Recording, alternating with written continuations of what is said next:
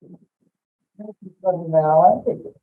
I first met our speaker in March of this year when we co-hosted the Chamber of Commerce for Stafford Hours right here at Barrett's. Pringle Robotics, and you've seen one of them. They have a couple of them, and we had this unit, a couple of their units actually passing appetizers for this Stafford Hours, and it was very successful. Gerald Prall is a native of Bloomington, Illinois, Cubs fan also, and attended the University of Illinois for finance. Gerald worked in the banking industry for several years and then transitioned into technology by founding a data aggregation company in Austin, Texas. After building the company for 7 years, the company was sold. Gerald moved back to Bloomington with his wife and a 3-year-old daughter.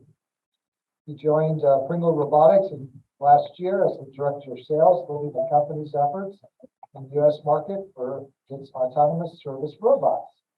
Please give a warm Rotary welcome to Gerald Prall.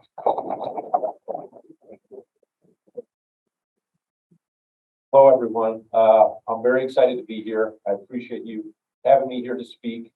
I've been back in the Central Illinois area now for about 3 years, so getting more and more opportunities to network and meet interesting people. And Jim, thank you so much for inviting me. It's just been a lot of fun getting back familiar these last 3 years. So just a little bit more about myself. You know, as Jim mentioned, I was in banking for many years, moved all over the place, Cleveland, Chicago, New York City, lived in Austin, Texas for about 12 years. Was married in 2017. And my wife, who's also from Bloomington, we had our daughter. And at that point, we said, we need help. So we moved back to Bloomington. And I was super excited when I saw the opportunity to work for Pringle Robotics. Central Illinois is not the place you think about when you think about brand new types of technology. But I was starting to get an education about the potential here with people like the founder, Sadir, Caterpillar, and then the universities. So I'll talk a little bit more about why we really like Peoria and see this as a great future home for Pringle Robotics and some other businesses that are coming here. But I'll just take you through a quick presentation here. Is this the clicker? Which one do I click? It should be the big one. The big one. Okay. So I'll take you through a quick presentation here, just introduce some of the bots, tell you a little bit about the company and, you know, what we're seeing for the future. So who are we? We're an autonomous service bot solution provider. So what is an autonomous service bot? So an autonomous means it can go by itself. So it can move around people, it can move around objects. It's programmed with some artificial intelligence things that I won't pretend to totally understand. But basically, it's in the front of the house. So robots have been in the back of the house for many years, manufacturing, distribution centers, but bringing them to the front of the house where they actually interact with people. That's what we mean by autonomous service bot. So that creates a whole bunch of new challenges, safety challenges, training people how to use them, and then getting feedback from people how best to create the bots. So we're always in this continuous learning loop of, we take it down to a hospital and they teach us, well, here's how nursing works. Okay, well, we need to change something on the bot. So it's just continuously learning. But the market itself is really got started over in Japan, Korea, China.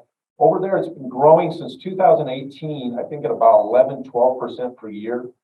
So it's all over the place. If you go to South Korea, you're going to see these in every restaurant. You're going to see these in malls all over the place. But the U.S. market is really just starting. It's really just people are starting to get comfortable with it. And then with the labor shortages, obviously, they're compelled to find solutions. So next slide here. Empower people in communities to be productive and safe. So putting a robot in a place doesn't necessarily mean you are eliminating a job or replacing a person. In most cases, in fact, it's just it's giving people a tool. So take a restaurant, for example. They're already short-staffed. So you go into a restaurant and you're lucky if you see your waiter or waitress once or twice because they're running around so much, trying to get to all they got the whole section to themselves. And so the service level goes down. And their tips go down because people, get upset. So now instead of them having to run back and forth to the kitchen, they can use the bot that just takes the food out, they place the meal in front of them, and now they can spend more time with the customer. The customer's happier, their tips go up, it's a win-win. So, like I mentioned, solving labor shortage issues. So Pringle Robotics actually is a subsidiary of Pringle Soft, which is a software company. So it began in 2008. So at the end of the day, we're a software company. The bot itself is just hardware. So it's the things that you build on top of it. It's the software that you put on it that really makes it work well. So one of our products is a order management platform for restaurants. And I like to say we've conquered the Indian market. So our founder, Sudhir, is Indian, and he has connections in the community. But if you go to an Indian restaurant, chances are they're using our platform. But just in the last few years, they started approaching us, the restaurant owners, and asking, can you do something about this labor shortage problem? And that's when we started looking into autonomous bots.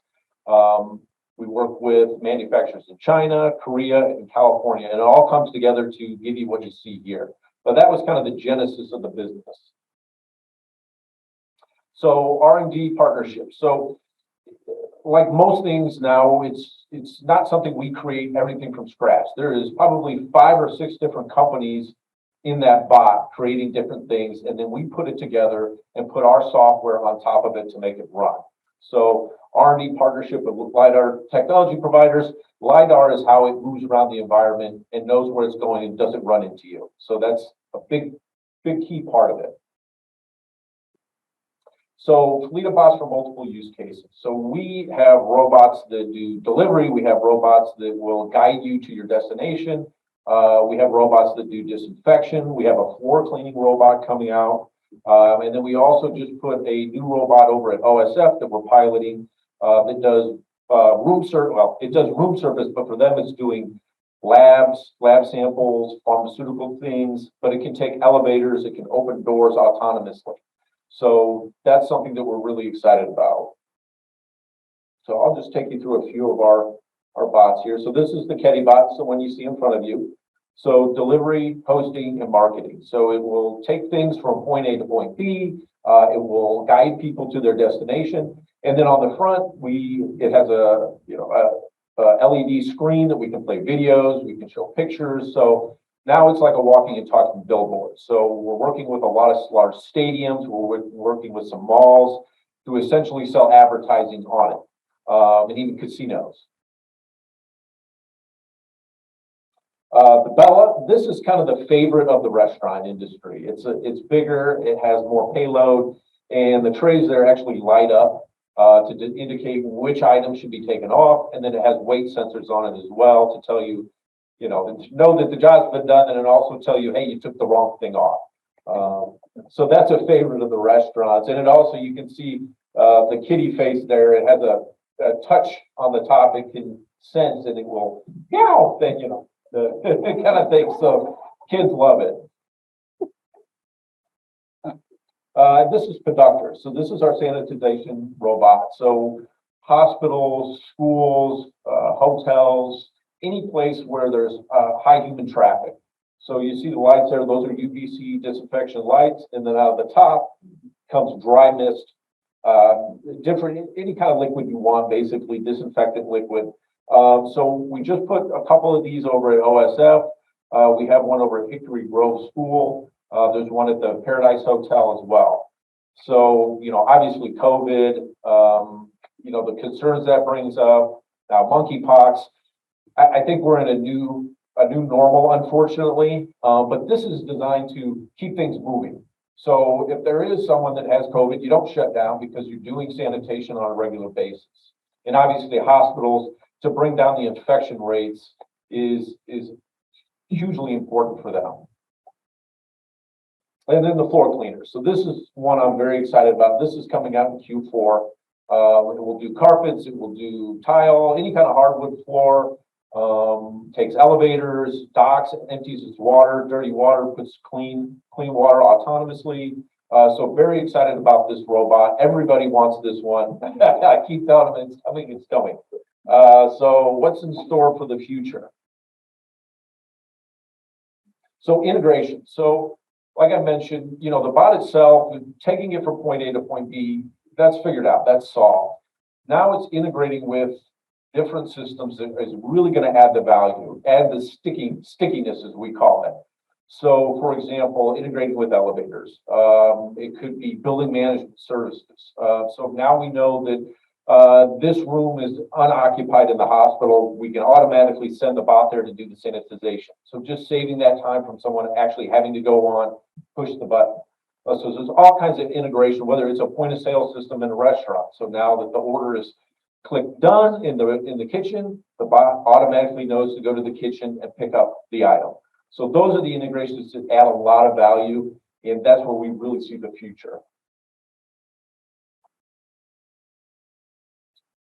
Bot app store, bot API platform. So think about a phone, an iPhone or an Android. It's just hardware. What makes it really interesting, what makes it really useful is the apps you put on top of it.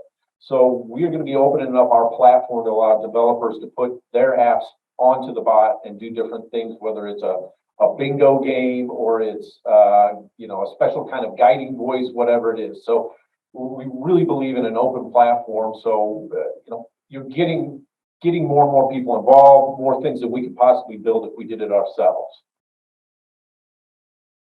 So centralized operations hub in Peoria. So we actually just bought a horse farm out on US 150 out by the Louisville Slugger complex. It's going to become our hub. So that's where we're going to start doing some assembly. That's where we're going to have our operations center. We're going to keep the horse farm.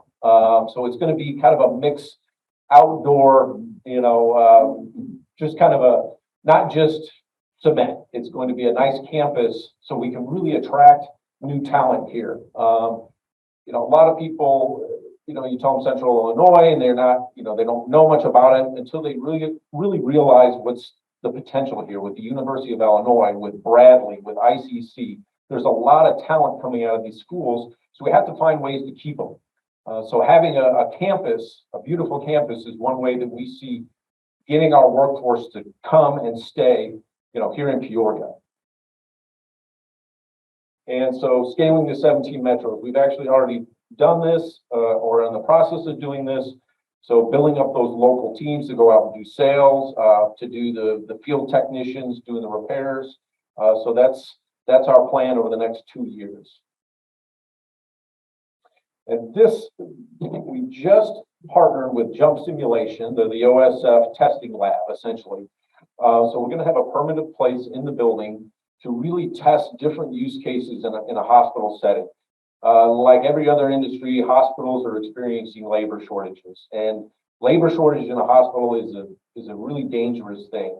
So adding bots there to just make the people more efficient, give them more time with the patients is something we're really excited about. Dr. Vaz over there, who runs the Jump Simulation, has been great getting us in there, getting us introduced to the different departments, and finding ways that we can use these bots there. So that's I just came from there this morning, and it's just great. Everybody is eager to find ways to be more efficient. And I don't know how the quick video is going to work.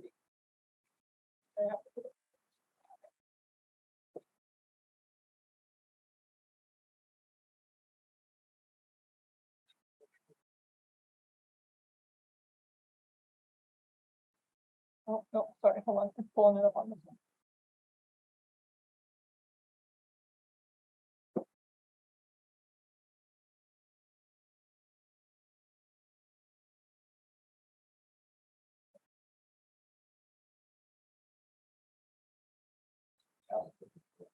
I'm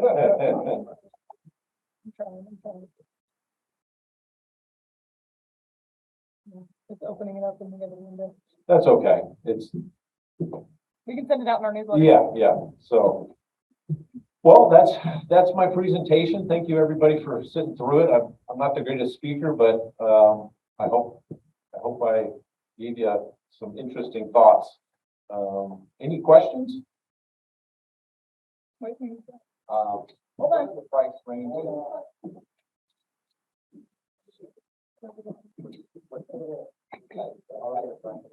Yeah, so the price ranges, anywhere, this model is 9,500 to buy outright, up to about 50,000 for the disinfection one. But we do monthly leases as well.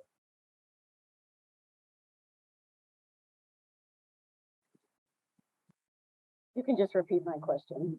How many folks are you planning to hire with the new? Folks that we're planning to hire, I think about 50 is the plan over the next year, and then expand from there.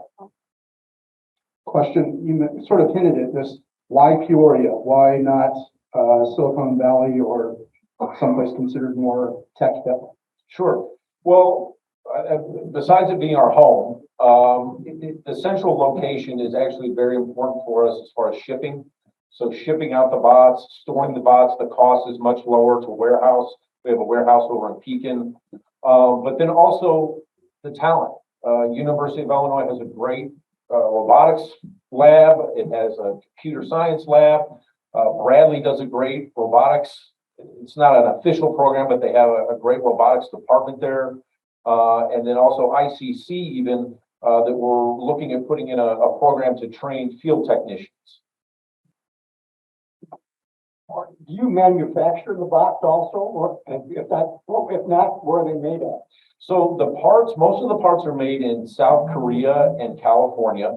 Right now they're assembled in China, but the plan is to bring the assembly here to Peoria within the next year, at least on some of the models, for a number of reasons: import taxes, the political situation, and just to have more control over the process.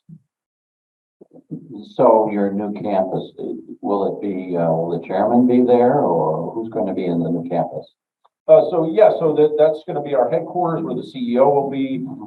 It'll be our kind of our customer support. So we have virtual customer support, and we have a kind of a monitoring station for the different bots. So there's different screens, and you'll be able to see the stat. If one goes down, we need someone there. A lot of this stuff can be done remotely, but especially when it comes to training or actually repairing the bots, we need a physical place to be. And it's just, we let people work from home, I'd say about 3-4 days a week if they want, but we like to get them in a little bit just to have that face-to-face time. How far can this go? For example, could they load a truck someday and then drive the truck and deliver food or something like that?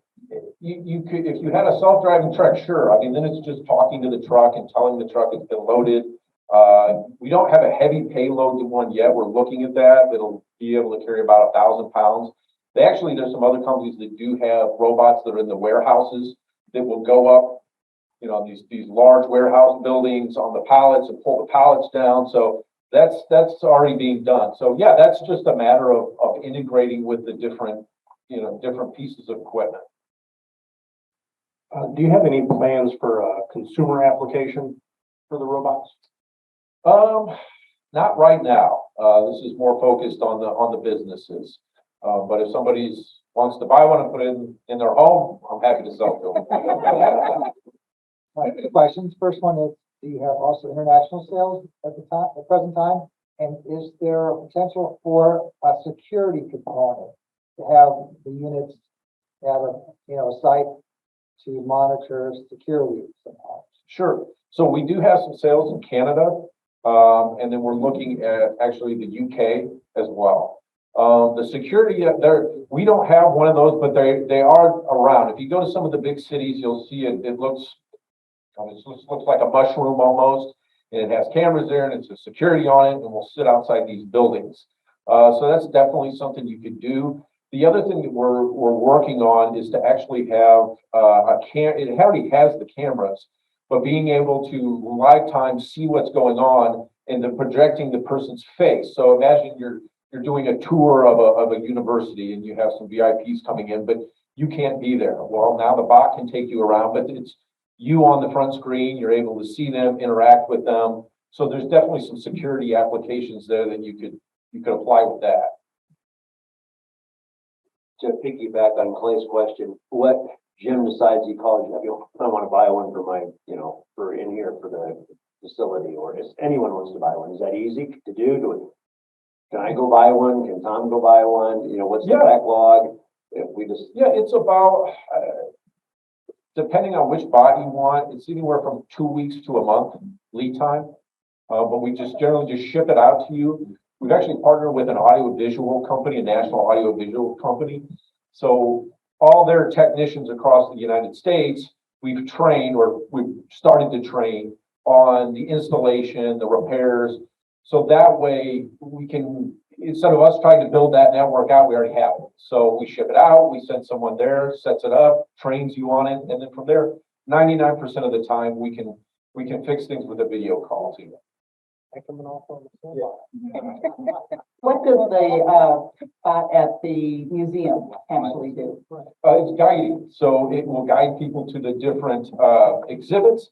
And then when you get to that exhibit, it turns around and plays a video about that exhibit.